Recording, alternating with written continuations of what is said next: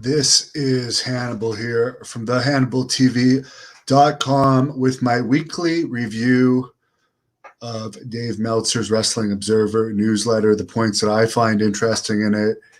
And there's a lot of news this week, but I have one Great North Wrestling related announcement before I get into the news. For our event next Saturday, August 28th in Kingston, Ontario at the Cataraqui Arena, I am adding a second event at 2 p.m. in the afternoon. Tickets are on sale now at ticketweb.ca. More information at thehannibaltv.com. But I have to add a second event because they are being more restrictive with the amount of people that we can let in to the building. And yes, the spectators will have to wear masks. But because we've almost reached the maximum of what we can allow now for the 7 p.m. show, I'm adding a 2 p.m. show. The matches will be different, but similar wrestlers, some different. So let me jump into the news now that I said that. CM Punk made his highly anticipated AEW Rampage debut last night at the AEW Rampage from the United Center in Chicago. I did watch the speech that he gave. What I liked about it is the crowd was full. There was no curtained off area. The crowd was hot.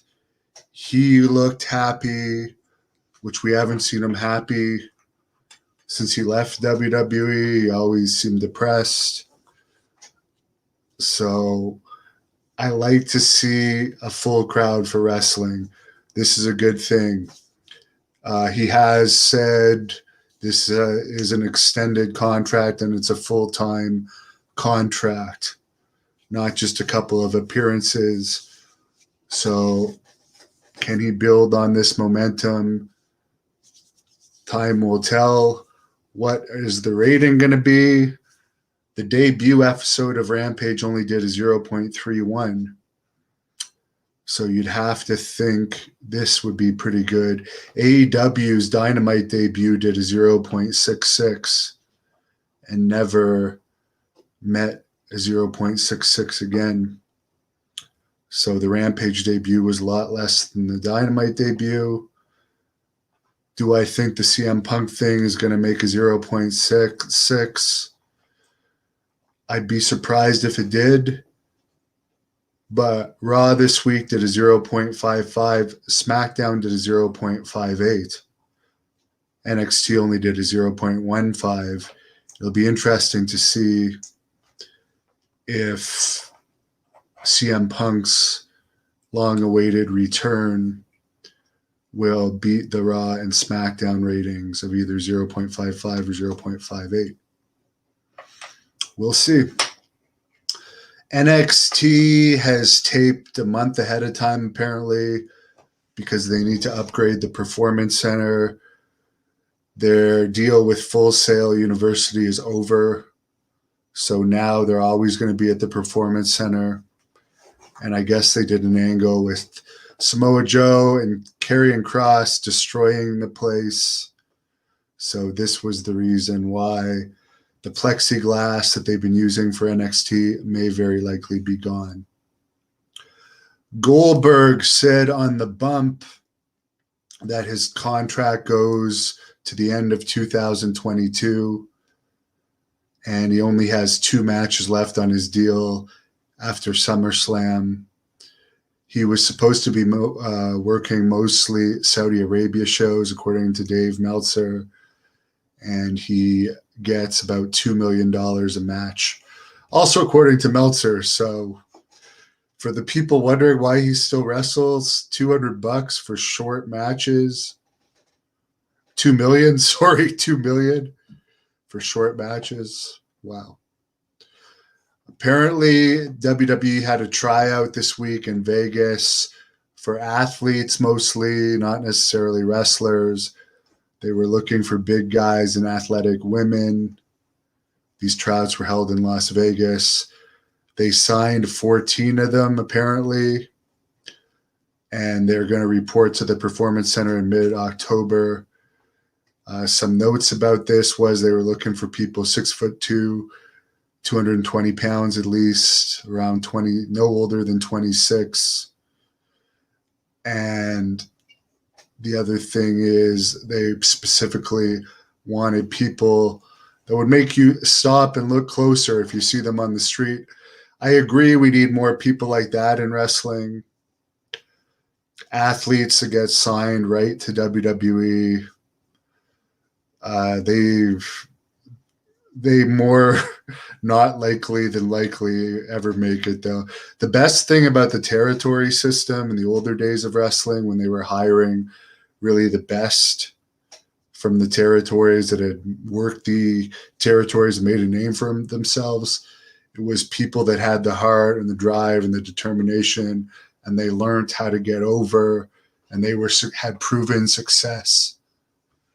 Then WWE would sign them. So to sign people right away and pay them to train and pretty much pamper them, it just doesn't create the personalities like the Roddy Pipers and the Ric Flairs and the Hulk Hogans and the Macho Mans. Plus, you never have to learn how to draw. If you don't know the importance of actually having to draw a crowd to make money, it's very hard to just learn unless you actually have to draw a crowd to make money, because then you'll resort to some stuff that you might not have thought of otherwise. So me personally, I understand they have to sign and create stars, but that's the main issue, because I don't even think they're running NXT house shows yet. That was one of the issues apparently Vince had with NXT, is like they're not even having events in front of crowds. So how are these people going to learn just having matches in training? And yeah, at least AEW, they're signing people that are known on the independents. Well, I might not like the I do admire Orange Cassidy kayfabing and his dedication to his character, but I'm not a fan of that type of wrestling. However, he was on the indies and he did become popular on the indies and he got signed out of that. So I'd rather see people that deserve it get signed.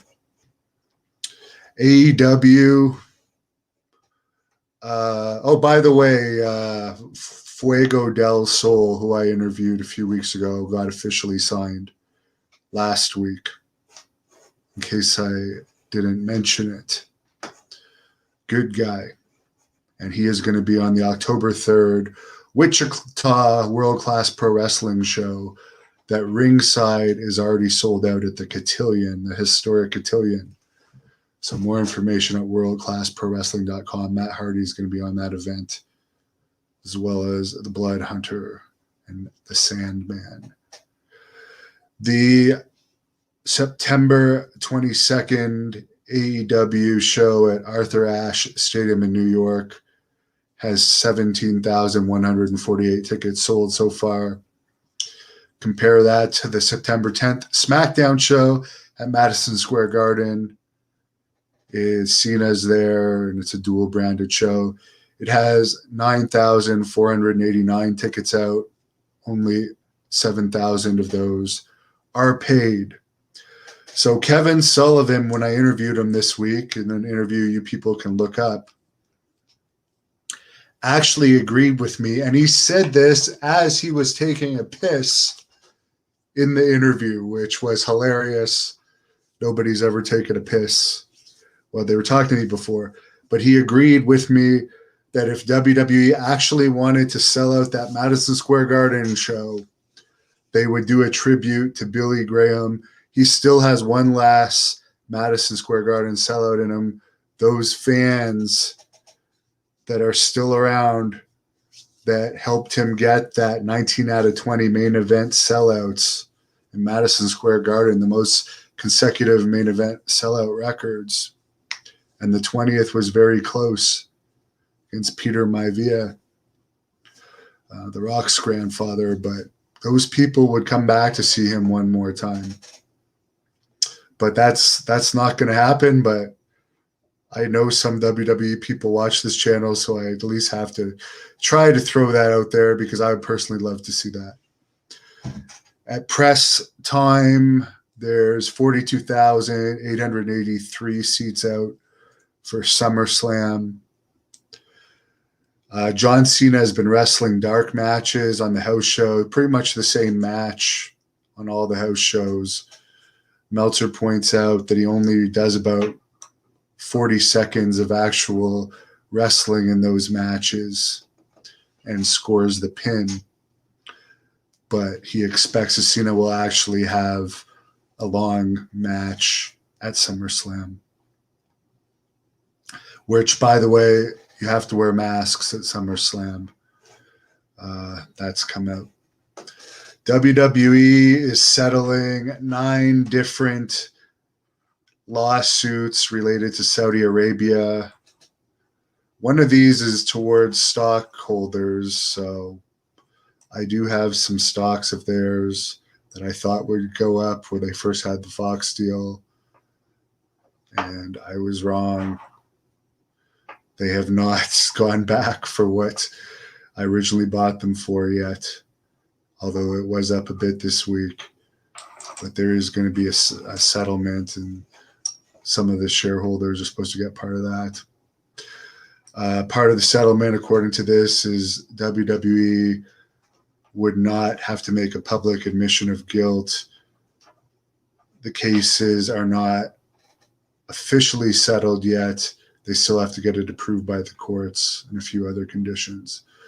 Apparently, the previous lawsuits that they settled related to this Saudi Arabia situation were for $39 million, which apparently they make $40 million a Saudi Arabia show, but this was paid by insurance anyways. $39 million because they didn't want to go to discovery and have witnesses depose about both the hostage situations in Saudi Arabia involving allegedly the wrestlers and the real details on the flight delays and telling investors that a television deal was around the corner, but apparently that deal was already dead. And apparently their largest previous settlement to this last one for $39 million was the $17 million that went to Martha Hart related to Owen Hart's tragic death.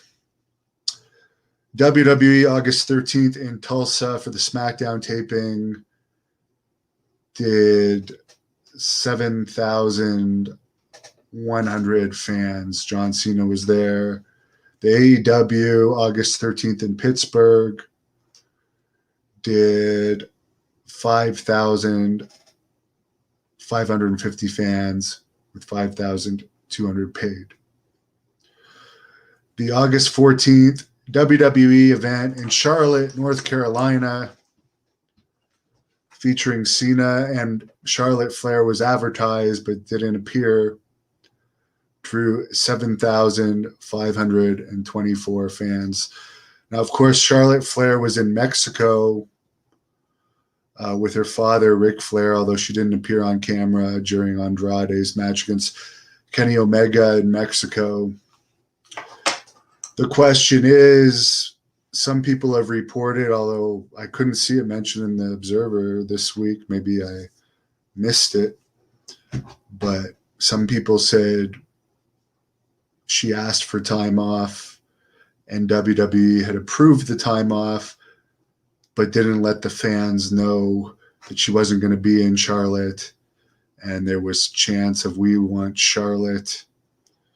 And apparently there was a lot of disappointment that Charlotte Flair was not in Charlotte, North Carolina, the town where Ric Flair is known to be from. So weird situation that they would continue to advertise her if they knew she wasn't going to be there. August the 15th, WWE was in Columbia, South Carolina, with 6,175 fans with John Cena. It seems like John Cena gets you about over 6,000 fans for the most part.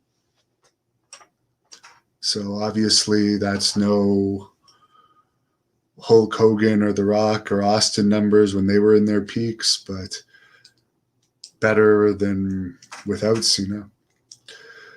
Now, I don't think Cena was in San Antonio for the Raw main event tapings. I forget if Goldberg was there. I believe he was. That one did 7,900 fans with 6,500 paid. The August 17th NXT taping in Orlando did 180 fans. The August 18th AEW Dynamite in Houston did 4,750 with 4,400 paid. Bobby Fulton, who I interviewed last Sunday, only about 5 or 6 days ago, was hospitalized. He's 60 years old for spitting up blood. He's battled health problems for the last several years, including throat cancer and other serious health issues. And I'm sorry to hear that. He obviously didn't look well in the interview he did with me,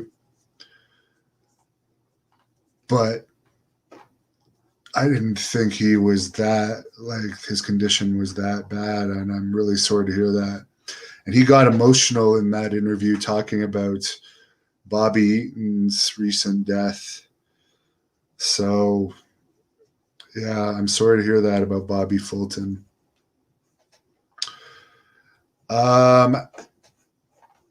Eric Embry has been announced as the booker for World Class Pro Wrestling, which I already mentioned earlier.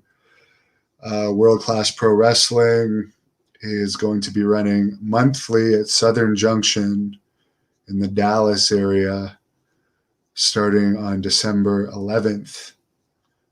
And Mick Foley is going to be on that December 11th event, as well as the Von Erichs, Ross, and Marshall, QT Marshall, and more to be announced. In other Texas wrestling news, according to Meltzer, Lacey Atkinson, aka Lacey Von Erich, is co-owner of the SWE Fury promotion now, with Tom Lance, as 3 of the other owners have left. They have also dropped their television show. The first show under Lacey's ownership in Lubbock, Texas, saw Lance Archer, Enzo, Diona Peruzzo, Jacob Fatu, and Crimson advertised, but not there. Enzo was in town but had an issue with his travel and ended up leaving and driving 5 hours to the Pele Pro show, where he made a surprise appearance. Teddy Long, who had been one of the bookers and the television authority figure, is also gone. They also have an upcoming show where they had advertised Scott Steiner, Chavo Guerrero, Teddy Long, Selena De Laurenta, and Alpha Jr. However, they put out further advertising without any of those wrestlers that were initially advertised on the poster. So you can only assume they're probably off the show without any formal announcement regarding it being made. So there seems to be a lot of money issues with that company. Former WWE and ECW star Dawn Marie, who's 50, has tested positive for COVID. In MMA news, Cyril Gane, who just won the interim UFC heavyweight championship from Derek Lewis, made $350,000 for his main event fight on the August 7th pay-per-view. Lewis made $700,000. Gagne said after taxes and paying his coaches and the conversion rates, he ended up with only 188,000. No pay-per-view numbers have been released, but that pay-per-view had the lowest interest of any UFC show in a long time. Meltzer notes, didn't appear that people bought the interim heavyweight title since Francis Ngannou had just fought a few months ago. And of course, Francis Ngannou, in my opinion, although Cyril has fought in this area as getting into the pros, he's from France. Nothing against him, but Francis is the UFC heavyweight champion, but he's having some type of money dispute, which they're underpaying their fighters big time in UFC. So this is why Francis has not fought in months. George St. Pierre says he still has about a year or two left on his UFC contract. He was offered a lot of money to box Oscar De La Hoya, but UFC wouldn't allow him to do the match since he was still under contract. He says that he would be open to doing gimmick boxing matches in the future. Khabib has signed a deal to play Russian soccer for FC Legion Dynamo. Apparently, he's extremely famous there, and this seems to be an attendance gimmick. I know nothing about soccer. I did play when I was a kid, but once I discovered the rugby and amateur wrestling and taekwondo, I lost interest in non-combat sports. Carlisle Silva, and I'm sorry if I'm pronouncing that wrong, the 22-year-old son of Anderson Silva, made his kickboxing debut in California, knocking out Anthony Rainaga in 8 seconds with a head kick. Silva had played in the Premier Soccer League. Morgan Coleman, the 21-year-old daughter of Mark Coleman, is training to make her MMA debut. And Mark Coleman is like sober for a long time now. I think almost 200 days. So congratulations to him. I have a long interview with Mark Coleman that we did in his basement. And I really like Mark. I'd love to do a follow-up interview with him. And even though that was long, there was breaks in it. And I was at his house. It seemed like about 6 hours. That was quite a day. That was a long day because we got up, we covered the Arnold Classic that day. And I'd also done it the day before in the Arnold Sports Hall of Fame that my friend Dan O'Malley helps run. I was invited to the one this year too, but I don't think I'm going to make it. It's happening at the Olympia this year. But anyways, I was expecting that to be like an hour interview with Coleman, and then I was going to drive the whatever it was, 12 or 13 hours back with my camera assistant. And the interview, we ended up being at his house like 5 or 6 hours. So it's like by the time we left, it was like 11 at night. But whatever. That was fun. I'm a nighttime person anyways. Hello, Victor. Robert says Lafayette, Indiana is in the building. Victor Murphy is doing a 420 edition. Well, I did have a couple great workouts today, including an amazing run. It's very hot. It's over 100 degrees out here.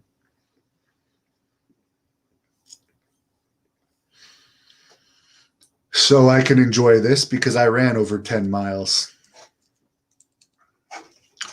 Kill some brain cells, as some people would say. But it's relaxing. Victor Murphy wants to know about PCW. I did interview the owner of PCW Ultra a couple days ago, Joseph Samael, who's also in MLW,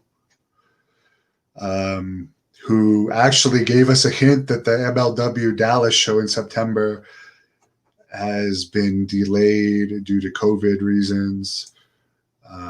But PCW is going to see the Blood Hunter against Scorpio and a whole bunch of amazing matches, including Alex Hammerstone, Jacob Fatu, Victoria Vaughn, Ron Simmons, JTG, War Beast. So many great wrestlers. And yeah, check out that interview with Joseph Samel. A lot of people do not like CM Punk.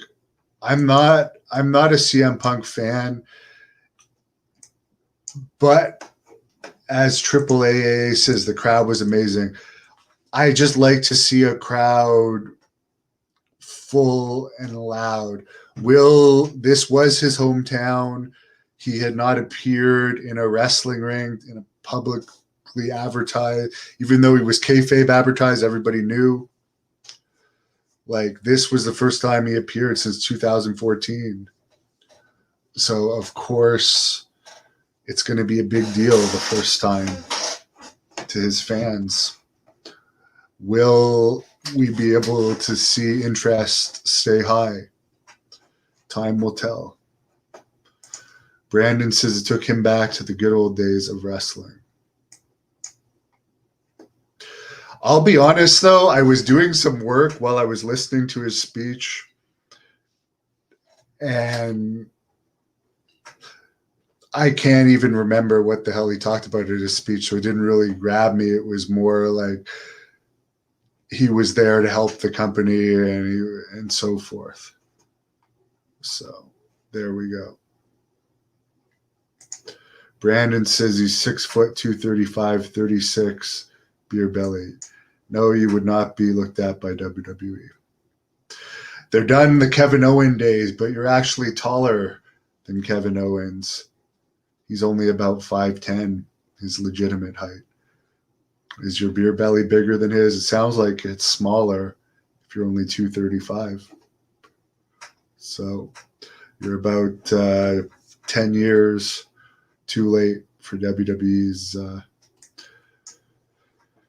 hiring practice change. The Centennial, how about they sign people that have charisma and draw money? I agree. That's what I would care about. But I don't have much. Again, I really don't have. Have they produced anyone from scratch other than Kurt Angle and Brock Lesnar? Who has been the last ones they've trained from scratch that have become stars? I guess Bray Wyatt, but he wasn't a massive star to the level of John Cena. They trained him from scratch as an athlete. Roman Reigns, did he ever have indie shows? Probably not. I think he was signed straight to WWE too, I believe. L. Allen, I just gave a Bobby Fulton update. Jose, what was the biggest pop I ever heard? One that stands out to me was at SummerSlam 89, I think, in New Jersey, when all they said was it is now time for the Intercontinental Championship match, and it was the Warrior against Rick Rude match. And just at the mention it was the Intercontinental Championship match, the crowd just exploded. And as far as in person, when Hulk Hogan wrestled Jacques Rougeau in 1996 in Montreal, for the only WCW event that ever went to Montreal, which was really a Jacques Rougeau promoted show, kind of disguised as a WCW event, using the first two matches were Quebec wrestlers, and then there was like 5 WCW matches. Jericho was there, Flair, Mongo, Jeff Jarrett, the Faces of Fear, Lex Luger. But when Hogan came out, that was 96, so he had not been to Montreal since his WWE days. And I'm not even sure in the last few years of his WWE days. But Montreal was always a big city to Hogan. So when he came out, and at this point it was the height of the NWO, I do remember that being really loud. And they were also really mad when Jacques beat him. It was like a near riot situation. There was literally fights breaking out. And as I've pointed out, the guardrails actually bent sideways. So strangely enough, I was at WrestleMania 6. Maybe I was too young. I don't remember any really huge pops as a kid or in the Attitude Era. Obviously, Steve Austin got a huge reaction when he came out. Huge pops. But like nothing with that much emotion. Because I could feel like the emotion in the air, both when Hogan came out for that Jacques Rougeau match and when Jacques won. It was like pandemonium. Even more so, believe it or not, I was in Montreal, and now I'm getting way off topic, for the Survivor Series 97. And people will like probably think that the crowd was getting ready to riot and so forth. But they really didn't know. They knew something weird happened, but most of us thought it was part of the show. And I was in grade 9 at that time. But like we all expected the next night in Ottawa that Bret Hart was going to be there. Like, no, I remember because I was also there the next night in Ottawa. And everybody fully expected Bret Hart to be there. Because I'm sure the internet was getting there around 97, but it wasn't anywhere near what it is today. And just news from behind the scene didn't travel that fast. I remember the fans were pissed. They did. The people that really got screwed was not Bret going on to make $3 million or so a year, whatever it was he made in WCW to hardly work. But the fans the next night in Ottawa, because you have to remember a bunch of wrestlers refused to wrestle too, like Mick Foley and some others. So the show was missing not only the Hart Foundation, but I believe the Legion of Doom also didn't wrestle. There was some wrestlers that we were expecting to see that were not there, so it was disappointing, as it always is when advertised wrestlers don't appear. Mr. X, 6'3", 320, but 17 years too late to try out for NXT. Good morning to you, Bob. By the way, I found out this week 80% of my viewers are not subscribers, so please subscribe if you don't already. I'm going to be working on a bunch more interviews. And again, I open with this, so I'll close with this. Next Saturday, August 28th in Kingston, we're adding a second Great North Wrestling event at 2 p.m. due to COVID restrictions forcing us to have smaller crowds. So go to ticketweb.ca. There is a 2 p.m. and a 7 p.m. Great North Wrestling event, and it's going to be a great event. Definitely our only one of the year because this COVID stuff is a pain in the butt. Thank you for watching the Hannibal TV. Please like this video if you enjoyed it and click the subscribe button to not miss any of our latest shoot interviews, match videos, or news updates. Support us on Patreon.